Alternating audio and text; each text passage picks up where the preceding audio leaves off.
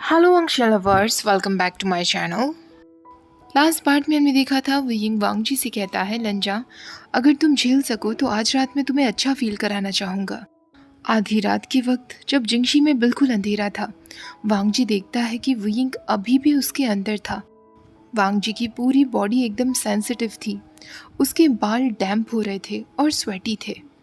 वांगजी कहता है वो यिंग, तभी वो यिंग कहता है, हाय स्वीट हार्ट। वांगजी एम्बैरेसिंग फील करते हुए कहता है, वो यिंग कब से? तभी वो यिंग कहता है, कुछ टाइम पहले से ही। तुम नींद में भी मेरा नाम ले रहे थे लंजा, तुम इतने क्यूट लग रहे थे, इसलिए मैं खुद को रोक ही नहीं पाया। ऐसा कहकर वो यिंग वांगजी के ईयर पर बाइट कर लेता है। वांगजी पाउट बनाने लगता है तो वो यिंग कहता है, तुम पाउटिंग कर रहे हो? मुझे तो लगा था कि अगर तुम जागोगी और तुम मुझे अपना इतना नज़दीक पाओगे तो तुम्हें अच्छा लगेगा। वांगजी वुयिंग का हाथ लेता है और उसके हाथ पर बाइट कर लेता है। वुयिंग उससे कहता है, बाइट क्यों कर रहे हो लंजा? तभी वांगजी कहता है, मुझे किस करो। वुयिंग बिल्कुल ऐसा ही करता है, वो उसे किस करने लगता है। प्रेगनेंसी की वजह से वांगजी का चेस्ट साइज इंक्रीज होने लगा था। लेडी वैन ने ऑलरेडी उन्हें बता दिया था कि वांगजी के अंदर डेवलपमेंट बहुत जल्दी होने लगेगा। वुयिंग वांगजी की तरफ देखते हुए कहता है, तुम पहले से भी ब्यूटीफुल लग रहे हो लंजा, एकदम परफेक्ट। मैं सच में बहुत लकी हूँ कि तुम मेरे बेबीज़ को जन्म देने वाले हो। उसके बाद वो दोनों एक बार फिर सो जाते हैं। अगली सुबह जब वांगजी की आंखें खुलती हैं, वुयिंग उससे एकदम लिपटा हुआ सोया हुआ था। उसका हाथ वांगजी के स्टमक पर रखा था। वांगजी धीरे धीरे उसका हाथ हटाता है और रेडी होना शुरू कर देता है। वो नोटिस करता है कि उसके रोब्स उसके अब और भी ज़्यादा टाइट हो गए थे। जल्दी ही उसे अपने लिए थोड़े बड़े रोब्स बनवाने होंगे। अपने पैरों के बीच में उसे बहुत हैवीनेस फील हो रही थी। जैसे ही वो अपनी मॉर्निंग ड्यूटीज़ पूरी कर लेता है, वो जंगशा से मिलने के लिए रिक्वेस्ट करता है। कल रात उसका बिहेवियर अच्छा नहीं था और उसे जंगशा से माफ़ी मांगनी थी। जैसे ही जंगशा उससे मिलने के लिए पहुंचता है, वांगजी उससे कहता है, मैं अपने कल के बिहेवियर के लिए आपसे माफ़ी मांगना चाहूँगा। जंगशा उससे कहता है, ठीक है, पर मुझे कुछ पूछना था। क्या लैन जिंगई को मेरे नेफ्यू पर सच में क्रश है? वांगजी पूछता है, क्या इसमें आपको कोई प्रॉब्लम है? जंगशा कहता है, नहीं, ये कोई प्रॉब्लम नहीं है। और आपके बड़े भाई के हालचाल कैसे हैं? ये सुनकर वांगजी एकदम सरप्राइज्ड दिखता है। वो अपनी सिंगल आईब्रो उठाकर एक कंफ्यूज्ड लुक देता है। जंगशा कहता है, क्या हुआ? क्या मैं एक फेलो सेक्ट लीडर की हेल्थ के बारे में नहीं पूछ सकता? तुम सच में बहुत अजीब हो वांगजी। जाओ वापस अपने रूम में, तुम्हारा फेस मुझे अनॉय कर रहा है। वांगजी कहता है, मैं अपने भाई से कह दूंगा कि आपने उनके बारे में पूछा था। आई एम श्योर उन्हें भी बहुत खुशी होगी कि सेक्ट लीडर जंग उनकी इतनी परवाह करते हैं। ऐसा कहकर वो जंगशा की बातों को इग्नोर करते हुए वहाँ से चला जाता है। वांगजी जब पहुँचता है तो वो देखता है वुयिंग ऑलरेडी उसका इंतज़ार कर रहा था। वुयिंग के हाथ में एक बास्केट थी जिसमें काफ़ी सारी पेस्ट्रीज और सी पॉट्स थे।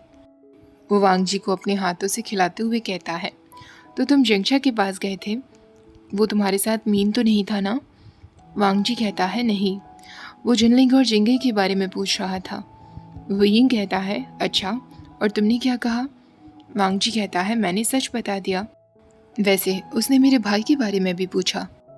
ये सुनकर वुयिंग पहले तो शॉक्ड रह जाता है, पर उसके बाद हंसने लगता है। अब अक्टूबर का समय आ गया था। जिंगई लांची की तरफ जा रहा था। अचानक से जब वो वांगजी को देखता है तो वो खुद को फिसलने से रोक लेता है। वांगजी ने रोब्स पहने हुए थे जो उसके साइज से बहुत ज़्यादा बड़े थे। उसके स्टमक पर कर्व अलग ही दिख रहा था। उसकी स्किन भी बहुत ग्लोइंग लग रही थी। उस शाम वुयिंग वांगजी से कहता है, कल से मैं कुछ नया ट्राई करना चाहता हूँ लंजा। मैं चाहता हूँ कि अब तुम पूरी तरीके से मुझे अपना ख्याल रखने दो। वांगजी उससे कहता है, पर तुम ऑलरेडी मेरा ख्याल रखते हो। तुम क्या कहना चाह रहे हो वुयिंग? वुयिंग मुस्कुराते हुए कहता है, मैं कहना चाहता हूँ कि अब तुम पूरी तरीके से खुद को मुझे सरेंडर कर दो। अब मैं डिसाइड करूँगा कि तुम क्या पहनोगे, क्या खाओगे, तुम कहाँ जाओगे।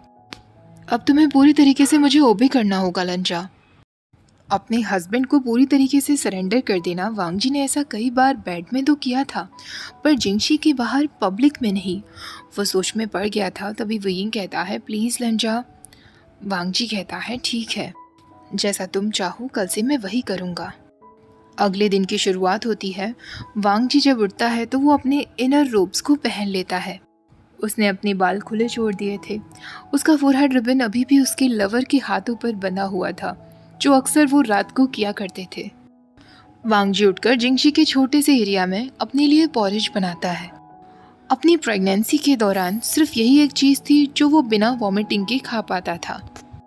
वांग जी अपने लिए पॉरेज बना ही रहा था, तभी उसका हस्बैंड पीछे से उठकर आता है। अपने 6 मंथ्स की मैरिज में वांग जी अब अपने हस्बैंड के कदमों की आवाज़ और उसके यॉर्निंग की आवाज़ को पहचान गया था। वांग जी मुस्कुरा ही रहा था, तभी वेइंग पीछे से आकर उसके बेबी बम्प पर हाथ रख लेता है और अपना चेहरा उसके शोल्डर्स में छुपा लेता है। पर वो सरप्राइज रह जाता है क्योंकि वेइंग को मॉर्निंग में ही इरेक्शन हो गया था जो उसे बैक साइड पर टच हो रहा था।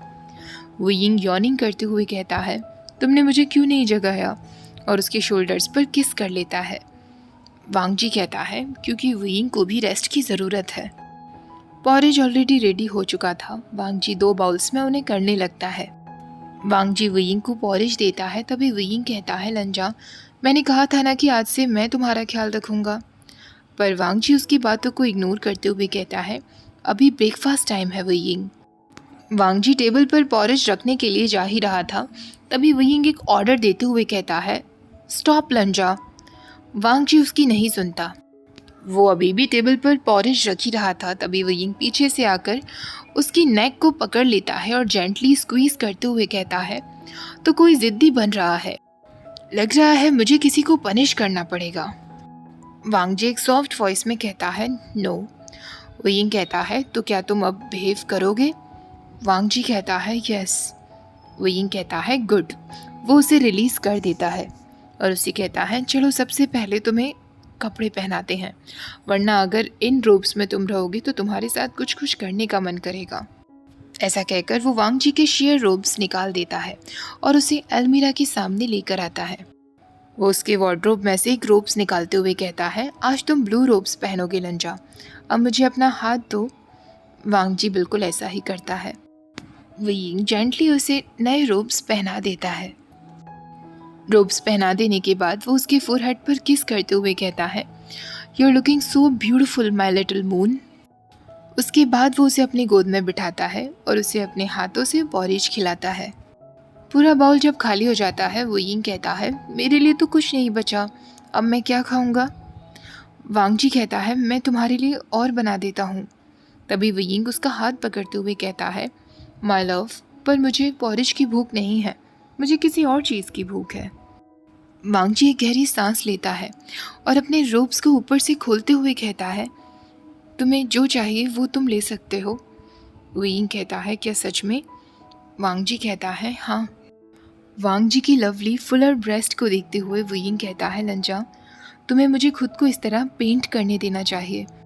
ऐसा कहकर वो उसे किस कर लेता है और उससे कहता है, लंजा, तुम्हें इस तरह देखकर खुद पर कंट्रोल कर पाना बहुत मुश्किल है, पर मुझे करना होगा। वेइंग जल्दी से वांग जी के फोरहेड पर किस करता है और उसके रोब्स को रीअरेंज कर देता है। इसके बाद वांग जी को एक सेक्ट मीटिंग अटेंड करनी थी। वांग जी जैसे ही वहाँ जाता है, मीटिंग चल रही थी, अचानक बीच में ही वेइंग वहाँ पहुँच जाता है और अपने हाथ में वांग जी का हेडबैंड दिखाते हुए कहता है, लंजा, तुम इसे भूल गए थे। जिसे देखने के बाद एल्डर्स आपस में बातें बनाने लगते हैं, पर वांग जी के चेहरे पर मुस्कुराहट थी, इसलिए कोई कुछ नहीं कहता। कुछ दिन ऐसे ही और बीत जाते हैं। वेइंग अब अपने लिटिल एप्पल के साथ घूम रहा था। वैसे तो वो लंजा के साथ होता, पर लंजा के साथ होने पर वो पूरी तरीके से डिस्ट्रैक्ट हो जाता है, और वैसे भी लंजा अपने मॉर्निंग लेक्चर्स में था। वेइंग नहीं चाहता था कि वो फिर से उसे जाकर डिस्टर्ब करे। पूरे दिन लिटिल एप्पल के साथ घूमने के बाद फाइनली वेइंग जिंगशी पर जब वापस लौटता है तो जिंगशी के दरवाजे पर ही वो बाहर ही लेट जाता है। वो अपनी आंखें बंद कर लेता है और सोचने लगता है कि ऐसे तो उसके लिए बहुत मुश्किल हो जाएगा। तभी जिंगशी का दरवाज़ा खुलता है और वांग जी बाहर आता है। वांग जी कंफ्यूज्ड होते हुए कहता है, वेइंग। वेइंग कहता है, मैं गिर गया हूँ और उठ नहीं पा रहा हूँ, सिर्फ डैशिंग हंगुन जुन का किस ही मुझे ठीक कर पाएगा। वांग जी तुरंत नीचे झुकता है और उसके लिप्स पर किस कर लेता है। वेइंग तुरंत अपनी आंखें खोलते हुए कहता है, मैं ठीक हो गया। वांग जी कहता है, ये सब क्या चल रहा है वेइंग। विंग उसके चीक्स को पकड़ते हुए कहता है, कितना अनफेयर है माय लव, मैंने आज तुम्हें बहुत मिस किया। वांग जी कहता है, मैंने भी तुम्हें मिस किया। वियिंग उसे कस के गले लगा लेता है। उसके अंदर से एकदम सॉफ्ट स्वीट स्मेल आ रही थी। वियिंग कहता है, ओ माय गॉड लंजा, तुम इस तरीके की स्मेल के साथ जिंगशी से बाहर कैसे आ सकते हो? वांग जी कहता है, क्या मतलब? वियिंग तुरंत उसे खींचते हुए अंदर लाता है और उससे कहता है, अब से तुम जिंगशी से बाहर नहीं आओगे जब तक हमारा बेबी नहीं आ जाता। वांग जी कहता है, पर ऐसा कैसे पॉसिबल है? वियिंग कहता है, लंजा, पर अगर तुमसे ऐसी ही स्मेल आती रहेगी तो मेरा मन करेगा कि मैं डेस्परेटली तुम्हें जिंगशी में ले आऊं और तुम्हारा अच्छे से ख्याल रखूं। वांग जी उसे एक फ्लर्टी लुक देते हुए कहता है, तो ख्याल रखो ना मेरा। वियिंग हंसते हुए कहता है, ओ माय गॉड लंजा, इस तरह फ्लर्ट करना तुम्हें किसने सिखाया? वांग जी कहता है, तुमने। वियिंग कहता है, मैंने? मुझे तो नहीं लगता कि मैंने हांगुन जिन को ऐसी बातें सिखाई थी। वांग जी कहता है, मैंने तुम्हें देखा और सीख लिया। वियिंग टीज करते हुए कहता है, क्या कुछ और भी है जो तुमने मुझसे सीखा है? वांग जी कहता है, हाँ, तुम अपने लिप्स को बाइट करते हो और अपने लैशेस को बार बार ऊपर नीचे करते हुए मेरी तरफ देखते हो। वांग जी उसे ऐसा करके दिखाता है। वियिंग मुस्कुराते हुए कहता है, ओह सीरियसली, मैं और क्या क्या करता हूँ? वांग जी कहता है, तुम हर वक्त मेरी तरफ पाउट बनाते हो। वांग जी उसे पाउट बनाकर भी दिखाता है। वियिंग कहता है, शिट लंजा, मुझे प्रॉमिस करो कि तुम ये फेस कभी किसी और को नहीं दिखाओगे। वांग जी कहता है, आई प्रॉमिस, ये फेस केवल वियिंग के लिए है। वियिंग अब उससे पूछता है, लंजा, मुझे याद आया, आज तो तुम डॉक्टर के पास गए थे ना? तो डॉक्टर ने क्या कहा? वांग जी कहता है, सब कुछ ठीक है। उन्होंने कहा, चिंता करने की कोई बात नहीं है। वियिंग क्यूरियस होते हुए कहता है, पर तुम हर बार सही टाउन क्यों जाते हो? तुम यही डॉक्टर को क्यों नहीं बुला लेते? और तुम मुझे भी अपने साथ नहीं चलने देते? वांग जी कहता है, वो डॉक्टर मेरी एक क्लोज फ्रेंड है जिन्हें मैं बहुत ट्रस्ट करता हूँ। वियिंग कहता है, ओके, एक क्लोज फ्रेंड जिनके बारे में मैं नहीं जानता, क्या तुम मुझे बताओगे कि ये फ्रेंड कौन है? वांग जी कहता है, हाँ, मैंने एक्चुअली उनसे कहा है कि वो मेरी पर्सनल फिजिशियन बन जाएं। अगर वो मान जाती हैं तो वो क्लाउड रिसेस आ जाएंगी। वियिंग कहता है, वाओ, इसका मतलब वो काफ़ी अच्छी होंगी। वांग जी कहता है, हाँ, वो बेस्ट है। वियिंग कहता है, फिर तो मुझे उनसे मिलने का इंतज़ार रहेगा। अगले ही दिन क्लाउड रिसेस में वेंचिंग की एंट्री होती है। वेंचिंग ने वांग जी का प्रपोजल एक्सेप्ट कर लिया था और वो क्लाउड रिसेस आ गई थी।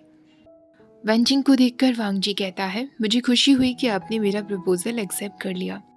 वेंचिंग कहती है, हांगुनजुन, मुझे भी खुशी है कि आपने अपना पर्सनल फिजिशियन बनने के लिए मुझे चुना। वांग जी कहता है, वियिंग जिंगशी में है, शायद हम तीनों बैठकर साथ में लंच कर सकते हैं। वेंचिंग कहती है, हाँ बिल्कुल। उस रात वांग जी की बॉडी से उसके लेग्स के बीचों से काफ़ी ज़्यादा ब्लड निकल रहा था। वियिंग जिसे देखकर बुरी तरह घबरा गया था। तभी उसकी रूम का दरवाज़ा खुलता है। सिजुए अपने साथ वेंचिंग को लेकर आ रहा था। वेंचिंग वियिंग के पास आकर जेंटली उसका हाथ थपथपाते हुए कहती है, विभूषण, तुम चिंता मत करो, मैं अभी देखती हूँ कि क्या हुआ है हांगुनजुन को। वेंचिंग उसे चेक करने के बाद कुछ कहती तो नहीं है, पर उसके एक्सप्रेशंस काफ़ी गहरे हो गए थे। हालांकि वियिंग को विश्वास था कि उसके बेबी को कुछ नहीं हुआ है, क्योंकि लंजा से अभी भी प्रेगनेंसी की स्मेल आ रही थी। अभी भी उसके अंदर एक टाइनी लाइफ थी। तभी वेंचिंग वियिंग को बताती है, हांगुनजुन को ड्रग दिया गया है। ब्लीडिंग कब शुरू हुई थी, क्या आप बता सकते हैं?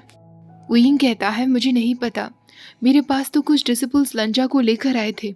उन्होंने बताया कि लंजा पहाड़ी के पास अनकॉन्शियस लेटा हुआ था। किसी को भी नहीं पता था कि वो वहाँ कैसे गया। वियिंग बहुत बुरी तरह रो रहा था। उसने लंजा को ऐसा होने भी कैसे दिया?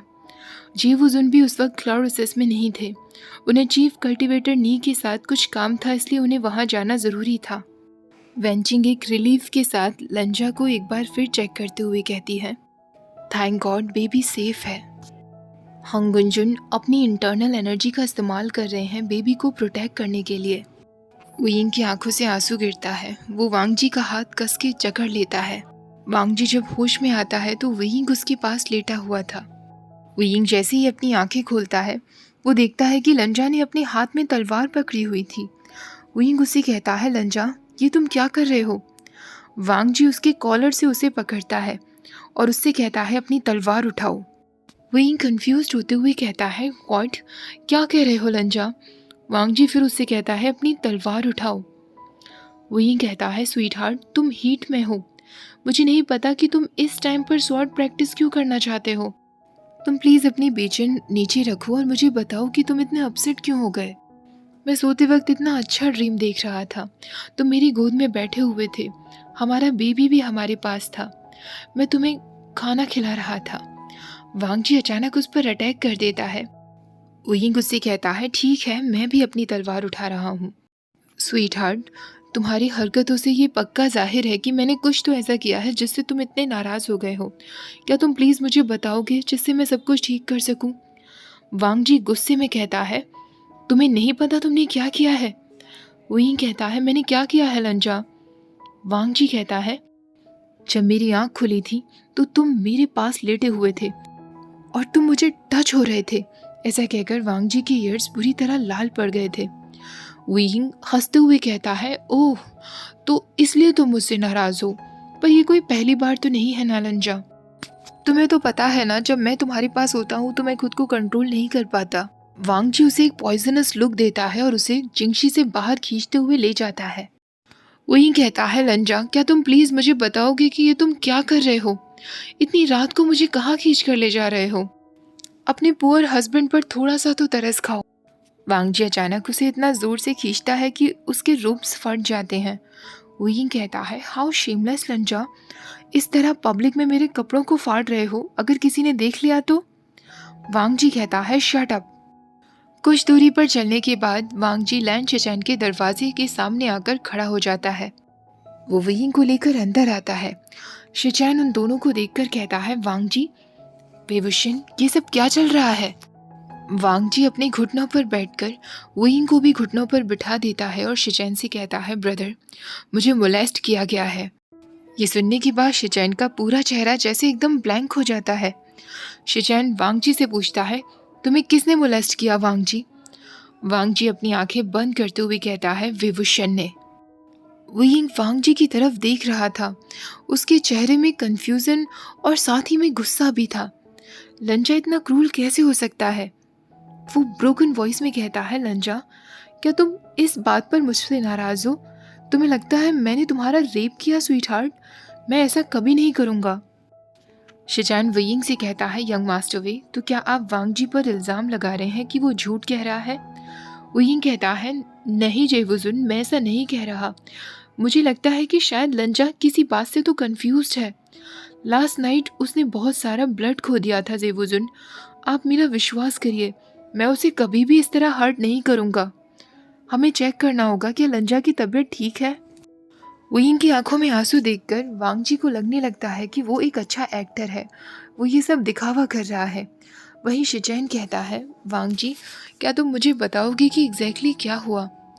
वांग जी कहता है विभूषण रात के वक्त मेरे कमरे में आया और मेरे पास सोया। उसने जानबूझकर मुझे हीट में डाला ब्रदर। जब मेरी आंखें खुली तो वो मुझे टच किए हुए था। ये सब सुनने के बाद वुयिंग और शिचैन दोनों ही एकदम साइलेंट थे। शिचैन कहता है वांग जी, प्लीज़ मुझे माफ़ करना, पर मैं अभी भी तुम्हारी बात नहीं समझ पाया। तुम और यंग मास्टर वे मैरिड हो, तो तुम तो रूम शेयर करोगे ही ना? वांग जी को शिचैन की हुई बातों पर विश्वास नहीं हो रहा था। वो शिचैन से कहता है ब्रदर, हम 15 साल के हैं, हम केवल क्लासमेट्स हैं, हम मैरिड कैसे हो सकते हैं?